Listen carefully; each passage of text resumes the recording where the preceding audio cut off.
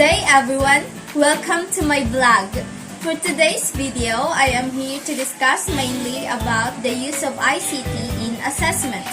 So I have interviewed different kind of teachers in which they gladly agreed. In the first question, the use of ICT in assessing students' learning, in which she answered that ICT can help educators to assess students' learning as well as their performance in the classroom.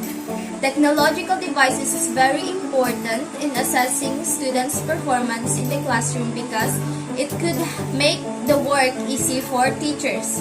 It helps teachers by storing and recording information about how students develop understanding all throughout the lesson.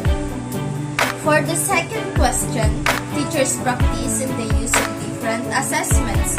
She answered that as a teacher, it is our duty to assess our learners. Assessments are very essential for teachers to let them know whether the strategy they use in delivering the lesson is effective or not. We, teachers, should practice creativity and good decision making in order to enhance teaching and learning process. The teachers often use diagnostic, formative, summative, and criterion reference assessment in monitoring students' learning. So, lastly, the third question is that what is the role of ICT in assessing students' learning? So she answered that the role of ICT in assessing student learning is now common, especially in our situation right now. The use of ICT can utilize digital devices that helps construct assessment tasks, not only in terms of construction of assessment but also to give feedback and grades to students. It can also help teachers to strengthen their assessment by basing on the students' response to previous assessments. For me, there are two ways to assess my future students, and that is through direct and indirect measures. Direct measures include homework, quizzes, exams, essays, and rubrics for oral and other performance activities. Indirect measures include evaluations and observations of the student during teacher learning process. Of course, I should think thoroughly before coming up with an idea of activity that is best for my students.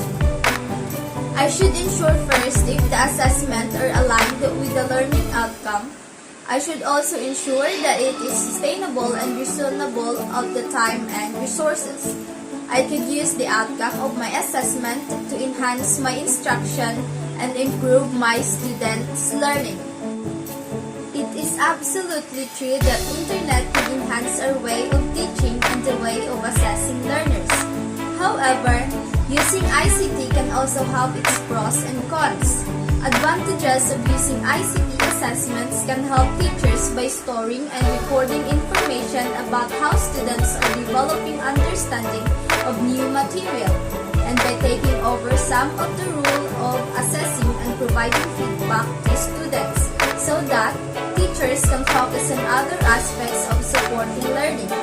It also allows the test wide range of students and skills, making it more easier for the teachers to make authentic and aligned with learning outcomes. Moving on, the disadvantages of ICT-based assessments includes finances and staff time, accessibility issues, plagiarism of answers, sense of isolation, and the potential for hardware and software to prevent the assessment from taking place. However, when speaking about conventional or traditional assessment methods, its advantage is that it evaluates the learning and retaining capacity of a child. They also learn to recognize and reconstruct their intellect and build the cognitive abilities. This approach is overall more simple, straightforward, and time-saving. Nonetheless, the advantages of conventional assessment is that it limits the potential of students and does not allow out-of-the-box thinking. Students do not develop extensive comprehensive skills. Lastly, it is a more theory-based approach which may sometimes not promote a healthy learning and inclusive atmosphere. If you ask me what assessment methods or tools will I use to assess my learners, I would choose both. Why will you choose if you can get both, right? Besides, I believe that it will be more effective if you assess students both conventional and ICT-based assessments. Moreover, when using ICT, remember to be respectful. Everyone has different feelings and opinions, and it is important to respect these online. Remember that behind every profile is a person. Be aware of how your comments might be read.